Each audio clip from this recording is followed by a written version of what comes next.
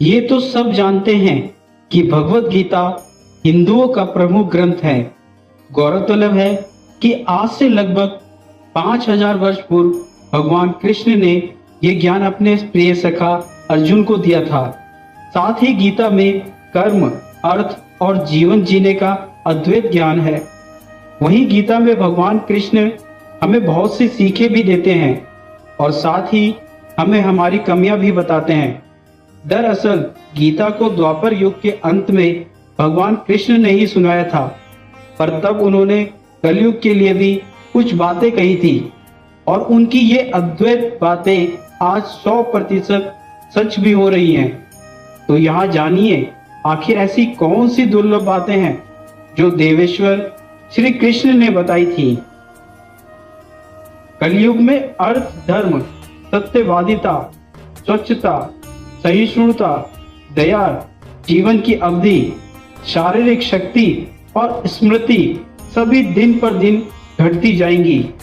कलयुग में जिस व्यक्ति के पास जितना धन होगा वो उतना ही गुणी माना जाएगा और कानून न्याय केवल एक शक्ति के आधार पर ही लागू किया जाएगा।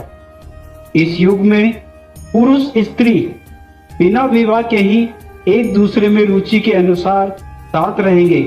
वहीं व्यापार की सफलता छल पर निर्भर करेगी। कलयुग में ब्राह्मण सिर्फ एक धागा पहनकर ब्राह्मण होने का दावा करेंगे।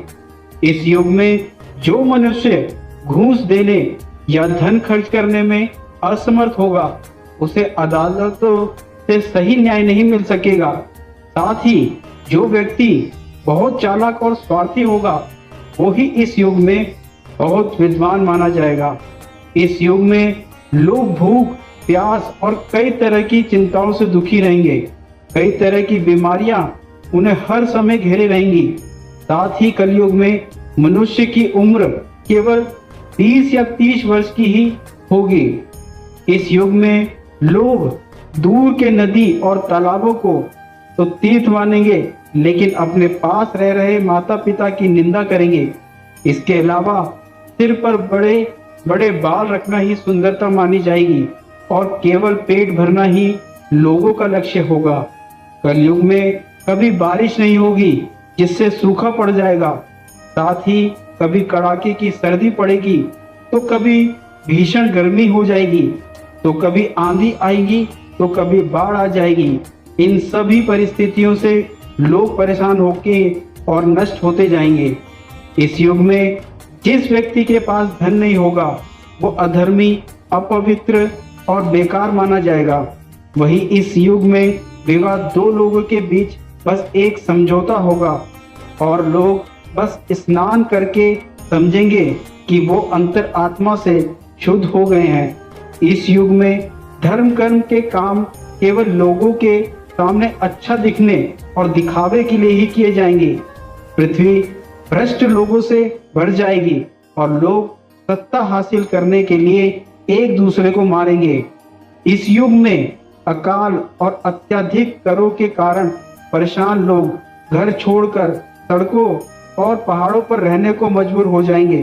साथ ही पत्ते, जड़, मांस, जंगली शहद, फूल और बीज तक खाने को मजबूर हो जाएंगे।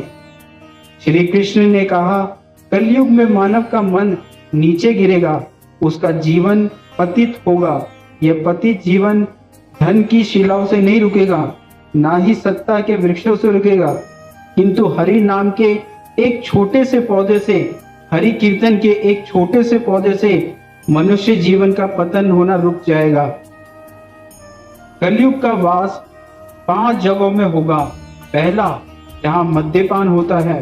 दूसरा, जहां पर स्त्री गमन या वेश्यावृत्ति हो। तीसरा, जहां जुआ खेला जाता है। चौथा, जहां हिंसा होती हो। और पांचवा, जहां पर पाप द्वारा स्वर्ण अर्जित किया जाता हो। महर्षि व्यास जी के अनुसार कलयुग में मनुष्य में वर्ण और आश्रम संबंधी प्रवृत्ति नहीं होगी। वेदों का पालन कोई नहीं करेगा। कलयुग में विवाह को धर्म नहीं माना जाएगा। शिष्य गुरु के अधीन नहीं रहेंगे। राधे कृष्ण।